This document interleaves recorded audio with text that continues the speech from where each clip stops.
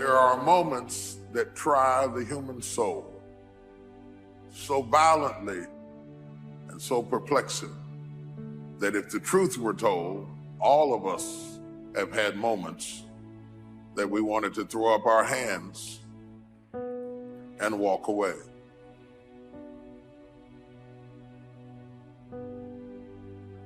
Discouragement can creep in secretly, hide behind clothes, makeup, hairdos. Discouragement is so bold that it will even hide behind a smile. It will always ride to work with you. And if it doesn't catch a ride going to work, it'll catch a ride on the way back home.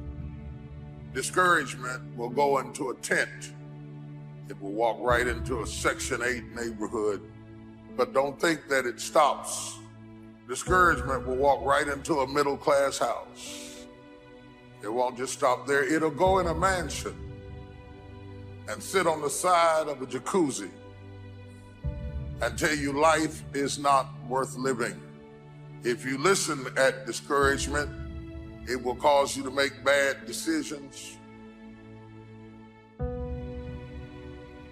It will cause you to think that life is not worth living.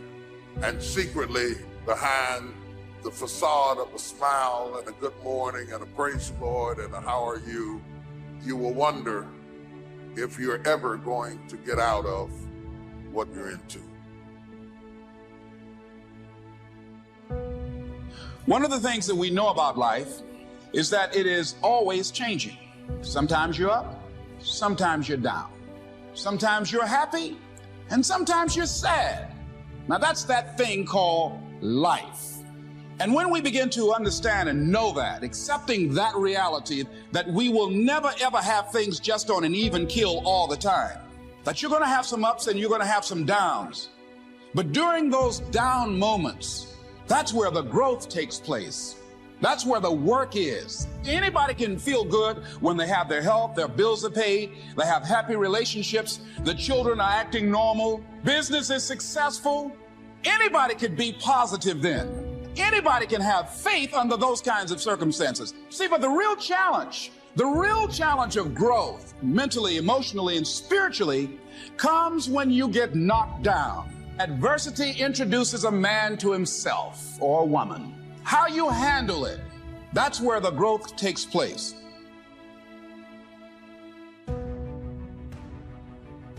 There are those of you, you're still immature. When your excitement is up, your effort is up. But when your excitement goes down, your effort goes down. For some of you, you're too seasonal. When you're excited, man, you coming to work the first week, the first month, the first 3 months when you got that job, you were excited, and so you was putting forth effort. You on blaze, you got comfortable, and you're not excited no more. And guess what happened? Your effort has gone down. So do me a favor, get off of that feeling stuff. Get off your excitement. We're not dealing with feelings because feelings go up and down. You don't have to be excited. You made a commitment to that job. Did nobody force you to take that job? You signed your name on the dotted line. And commitment said, I don't care how I feel. I don't care if I'm excited. I don't care if I'm pumped up. I don't care if I'm fired up. You made a commitment. Now it's time to put up. Don't save that last bullet for yourself. You lock and load that last bullet and you shoot it at your enemy. And you keep fighting and you keep fighting no matter what. And if you feel like your life is in a place where you can't get any lower, good. Because that means the ultimate challenge is ahead of you. It means you can only go up.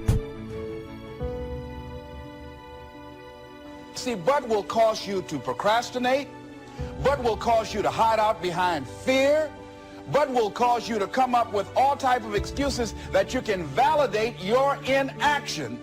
And right now, more than ever, people need to look for ways to live their dream. People need to look for ways to make it on their own. There is no such thing as job security. There's no such thing as a storm-proof or tragic-proof life. Discipline is defined as self-imposed standards for the sake of a higher goal. all leaders have to have the quality of self-discipline. You are not a leader if you are not self-disciplined. A leader doesn't need much discipline from the outside. They self-impose discipline on themselves. And that is what we call self-discipline. Next question. What do you want in the next 10 years? I want you to make a list of at least 50 items. Now, this is not what you think you can get. This is what you want. If everything fell into place and you could have anything you wanted in the next 10 years, what would that list be? Not something you think you can earn, not something you think you can buy, not something you think you can, finally be so successful you can get. This is what would really do it for you the next 10 years. I want you to make this list. And here's the deal now. I want you to put each item one under the other. Not side by side, but one under the other. Just let your dreams, run free here. Not what you think you can get, but what you want. If everything fell into place, you could have whatever you wanted the next 10 years, what would that be? Little things, major things, insignificant things, doesn't matter. Just make the list. To help you get started with your list, consider these questions. What do I want to do? What do I want to see? What do I want to be? What do I want to have? Where do I want to go? And what would I like to share? Now, with these thought starter questions in mind, answer the basic question. What do I want within the next 1 to 10 years? See how many things you can write down. At this point, don't take the time to describe in detail everything you want. This is the time for you to let your thoughts pour, to write fast and to abbreviate. Make the list as long as you possibly can. Try to write down at least 50 items, 50 things you want within the next 1 to 10 years. These are long-range goals. Spend about 12 to 15 minutes on this. The key is to put everything on your list. Now, the key is to take it out of your head and put it on paper.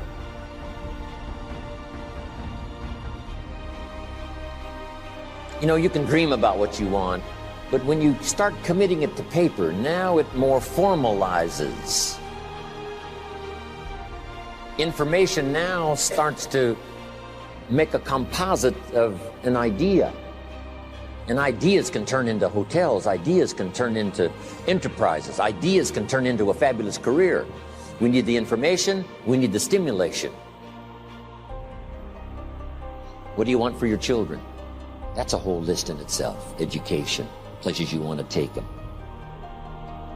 Some changes you'd like to make, some habits you'd like to drop, some new ones you'd like to acquire. You might make a list of the people you want to meet over the next 10 years. Benevolence goals. Maybe you've got a long list of projects you'd like to support. Now, this is not what you think you can do. This is what you'd really like to do. How about your investments? Properties. Make a list of your health goals. Got to have a good physical support system over the next 10 years. How healthy do you want to be? Some goals for your career, your business.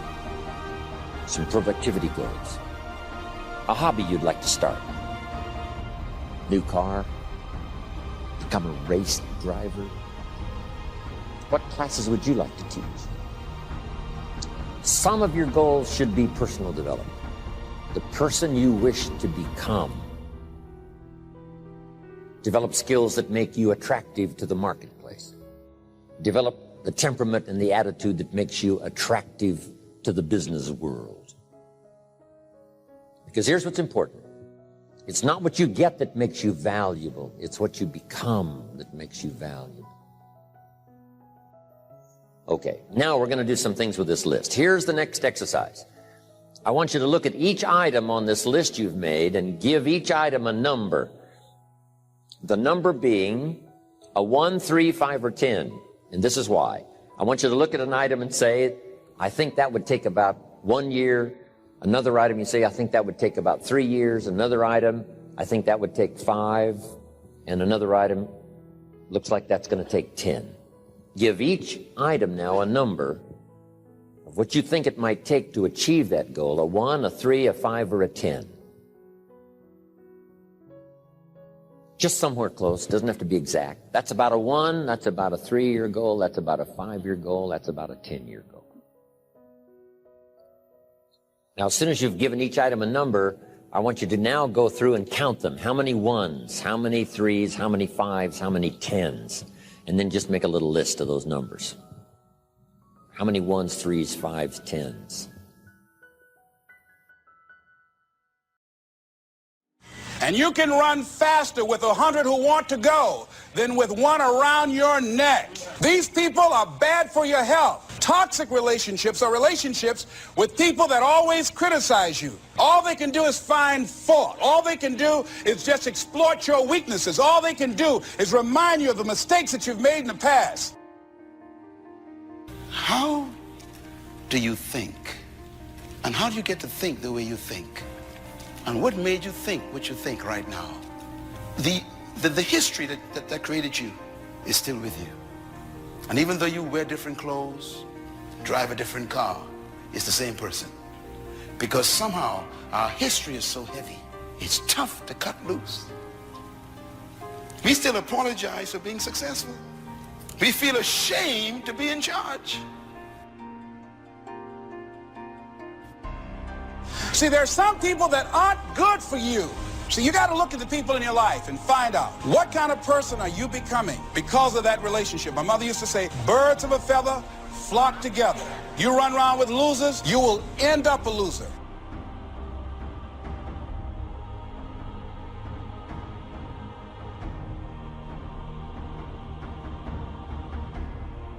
Now listen to me. I don't care if you're sick. I don't care what you're going through. If you're not dead, he ain't through with you yet. As long as you waking up, you still in the game. You can still make it happen. As long as that breath in your nostrils move, you still in the game. You still can win. Now get your butt up.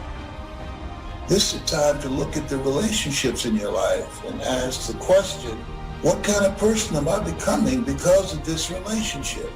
Am I growing mentally and emotionally and spiritually? Am I becoming a better person because of this relationship? Is it an asset to me or a liability?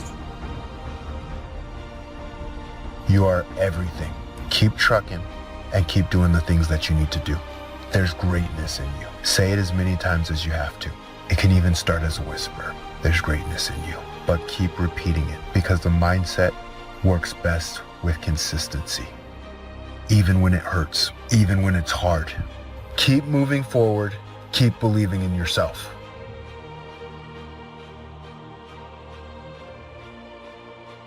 Every multi-millionaire and every multi-billionaire in this world that are living on the top have all decided that I'm going to commit myself to this career, this vision, this goal.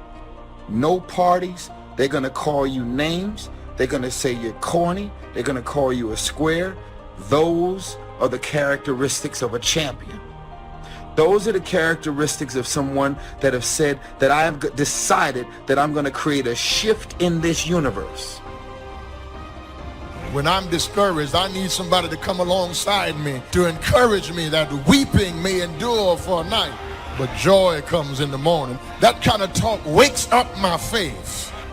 Most of us go through life pretending that everything is okay, pretending that we don't have any special goals or ambitions or desires, pretending that we're satisfied where we are. But if you look at our behavior, if you judge based upon what we do, see, a lot of people pretend that they want more out of life, but all you have to do is watch their actions.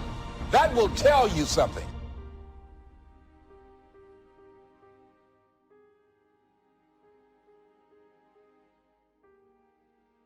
Need a little pick-me-up today? Welcome to the new Fresh Motivation app, where you'll find daily motivation, daily quotes. Listen to your favorite speeches in the background or with a black screen, so nothing interrupts your motivational moment, where you can create your personal profile, create playlists of your favorite speeches and quotes, add personal notes, and start setting goals. Fresh Motivation, the home of motivation.